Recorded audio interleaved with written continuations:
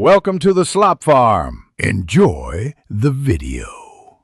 You'll start by placing the image where Word can control it. Insert the picture via Insert Pictures or drag it into the document. Once there, click the image so sizing handles and the Picture Format tab appear. Next, open Layout Options or Picture Format Wrap Text and pick a simple option like Square or in front of text. This lets you move freely. Doing this first prevents the image from snapping to margins unexpectedly and gives you the positioning tools you need. Now you'll position the picture precisely. Click and drag the image to move it roughly, then use the arrow keys to nudge it.